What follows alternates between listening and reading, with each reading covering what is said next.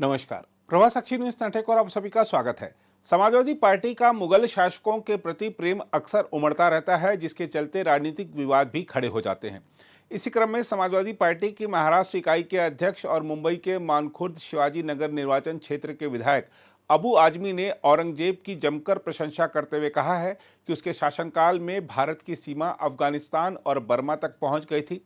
सपा विधायक आजमी ने दावा किया कि हमारा सकल घरेलू उत्पाद विश्व सकल घरेलू उत्पाद का 24% था और भारत को औरंगजेब के समय सोने की चिड़िया कहा जाता था।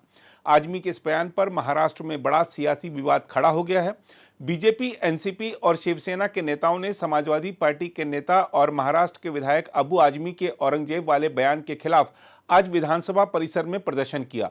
उप मुख्यमंत्री एकनाथ शिंदे ने इस बयान पर तीखी प्रतिक्रिया दी और इसे निंदनीय बताया। एकनाथ शिंदे ने मांग की है कि समाजवादी पार्टी के विधायक अबू आजमी पर मुगल बादशाह औरंगजेब की प्रशंसा करने के लिए देशद्रोह का मामला दर्ज किया जाना चाहिए। उन्होंने कहा है कि जिस मुगल शासक ने मराठा शासक छत्रपति संभाजी महाराज पर क्रूर अत्याचार किए थे, उसकी तारीफ करना देशद्रोह है। आज महाराष्ट्र विधानसभा में उन्होंने बड़ी प्रखरता के साथ यह मुद्दा उठाया।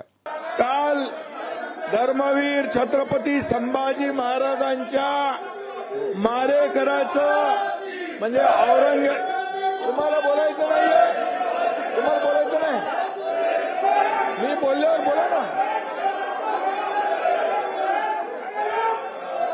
धर्मवीर संभाजी महाराजांच्या मारेकराचं म्हणजे औरंगजेबाचं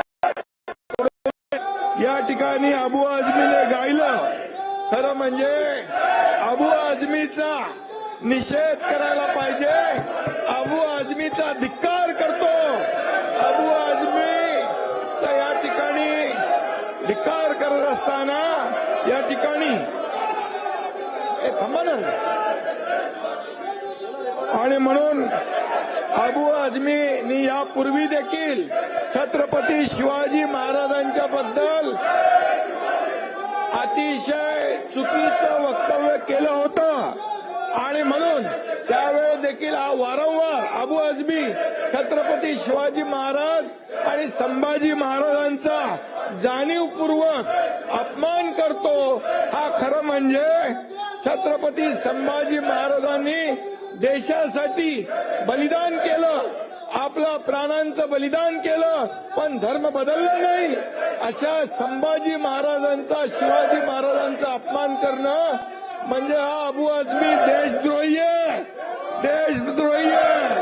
आणि म्हणून या देशद्रोहाला या सभागृहामध्ये बसण्याचा अधिकार, या सभागृहामध्ये बसण्याचा अधिकार या देशद्रोही अबू आजमी याला नाहीये। आणि म्हणून आपण छावा बघा, रईस छावा बघा, छावा सिनेमा बघा। या छत्रपती संभाजी महाराजांचा हलाल केला। 40 दिवस त्यांचे डोळे काढले, त्यांचे नख काढले, त्यांची जीभ छाटली, अंगाची सालटी सोडली, त्याच्यावर मीठ टाकलं आणि असं केलं अपमान, आणि या ठिकाणी त्यांचे हलाल केले। 40 दिवस अत्याचार केले, धर्म बदला म्हणून सांगितलं। अशा औरंगजेबाचं या ठिकाणी गोडवे गाणे म्हणजे खऱ्या अर्थाने आपल्या राष्ट्रपुरुषाचा अपमान आहे। हम आपको यह बता दें कि कल ही शिंदे ने इस मुद्दे पर अपनी तीखी प्रतिक्रिया दे दी थी, जिसके बाद शिवसेना के लोकसभा सदस्य नरेश महास्के की शिकायत पर धार्मिक भावनाओं को ठेस पहुंचाने के प्रयास के आरोप में आजमी के खिलाफ प्राथमिकी दर्ज की गई। प्राथमिकी दर्ज कराने के बाद महास्के ने कहा कि पुलिस को अब आजमी के खिलाफ कड़ी कार्रवाई करनी चाहिए। देखो, अबू आजमी के ऊपर देशद्रोह का गुना दाखिल करना चाहिए। यहाँ महाराष्ट्र में नहीं, पूरे हिंदुस्तान में रहने का उनको अधिकार नहीं है। जिस औरंगजेब ने हिंदुओं की सैकड़ों हजारों मंदिरें तोड़कर महिलाओं पे अत्याचार किया, छत्रपति संभाजी महाराज पे क्रूर अत्याचार किया, वो देश के खिलाफ था। उसने अपना देश लूटा। उसका अगर भलामण, उसके ऊपर स्तुति सुमन अबू आजमी कर रहे हैं तो ये हमको सहन होने वाला नहीं है। हमारे नेता एकनाथ शिंदे साहब ने सुबह ही मांगनी की है कि अबू आजमी के ऊपर देशद्रोह का गुना दाखिल करना चाहिए। आज हम यहाँ उनके ऊपर देशद्रोह का गुना दाखिल कर रहे हैं। इस्तीफा की मांग करोगे? इस्तीफा की मांग करने वाले हैं। 52 बार औरंगजेब ने जो है हुकूमत की है, लेकिन वो क्रूरतावादी नहीं था। अगर वो ऐसा करता तो अनेक देखो अपना इतिहास देखो, अपना इतिहास देखो। छत्रपति संभाजी महाराज को महीनों महीने तक उन्होंने बंद करके रखा, क्रूर अत्याचार किया, धर्म परिवर्तन के लिए महिलाओं पे अत्याचार किया, अपने मंदिरें लूटे, मंदिरें तोड़ डाली। उस औरंगजेब का अगर वो अबू आजमी भलामन करते तो उनको भी हम महाराष्ट्र में घूमने नहीं देंगे। इस्तीफा के बारे में क्या देना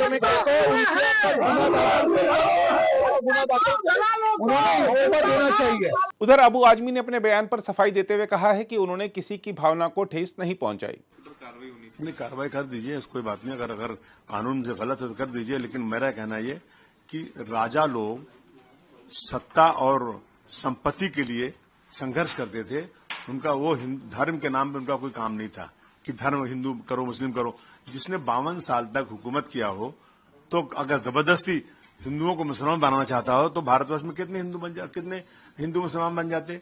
ये सारी चीजें कब शुरू हुई हैं? 1857 की गदर में जब मंगल पांडे ने बलिया से इस लड़ाई शुरू करी तो उसका साथ देने वाले सबसे पहले मुसलमान थे बहादुर शाह जफर। अंग्रेजों को लगा ये हिंदू मुस्लिम साथ रहेंगे तो हम आजादी की लड़ाई, हम इस लड़ाई में यहाँ राज नहीं कर सकते हैं। इन्होंने इस तरह हिस्ट्री को बदनाम शुरू किया। मैं फिर कह रहा हूं कि औरंगजेब रहमतुल्लाह अलैह जो हैं, उन्होंने मंदिर तोड़ी तो मस्जिद भी तोड़ी है। उन्होंने गोलकुंडा की मस्जिद की जो ताना राजा थे ताना शाह, क्या नाम था उसका, उसकी मस्जिद तोड़ा उन्होंने, वहां पे मंदिर भी तोड़ा। अगर तो क्या वजह है उसको पता लगाना चाहिए। लेकिन अगर वो हिंदू के खिलाफ होते तो 34% हिंदू उनके साथ नहीं रहते और उनका सिपह सालार हिंदू नहीं रहता। मेरा कहना है कि इसको हिंदू मुस्लिम एंगल से नहीं देखना चाहिए। और ये सच है कि उनके राज में भारतवर्ष सोने की चिड़िया था। भारतवर्ष 24% यहाँ का वो था। भारतवर्ष की सीमा अफगानिस्तान और बर्मा तक थी। तो ये कौन मिटा सकता है? हिस्ट्री से कौन मिटा सकता है? अगर आप इन सब बातों को लाएंगे तो हम करेंगे, लेकिन फिर मैं कहूंगा कि इसमें हिंदू मुस्लिम का एंगल देने की कोई जरूरत नहीं। टी राजा जैसे लोग चाहते हैं कि मुसलमानों को मार के फेंक दो, 20 लाख मुसलमानों को एक साथ मार दो, इस देश को हिंदू राष्ट्र बना दो, मुसलमानों को जो संविधान से हक मिला उसे छीन लो। ये तो वही लोग कर रहे हैं जो नफरत फैलाना चाहते हैं। हर चीज को एक ही चश्मे से देखना, हिंदू मुस्लिम नहीं। मैं देखिए, ऐसा है कि सत्ता के अहंकार में हर बात नहीं बोलना चाहिए। देश जो है ना संविधान से चलेगा, सबको बोलने का हक है। मैं किसी हिंदू भाई के खिलाफ बोलूं तो मुझे आप कहिए। मैं तो कह रहा हूं कि वो हिंदुओं के साथ ही थे। उन्होंने 34% हिंदू उनके साथ, उनके उसमें रियाय उनमें थे, उनके सरकार में थे। तो इस तरह की बातें, सच्चाई सुनने की क्या तकलीफ है? और उसी औरंगजेब रहमतुल्लाह अलैह की के नाम की सड़क दिल्ली में आज से नहीं है, जब से आजादी जब से बनी हुई थी 2014 के बाद से ये सब चीजें शुरू हो गई हैं। अगर आप भी लेना चाहते हैं देश दुनिया की तमाम जानकारी तो आज ही सब्सक्राइब करें हमारे चैनल को। साथ ही नीचे दिए बेल आइकन को जरूर दबाएं ताकि हर अपडेट आप तक पहुंच सके।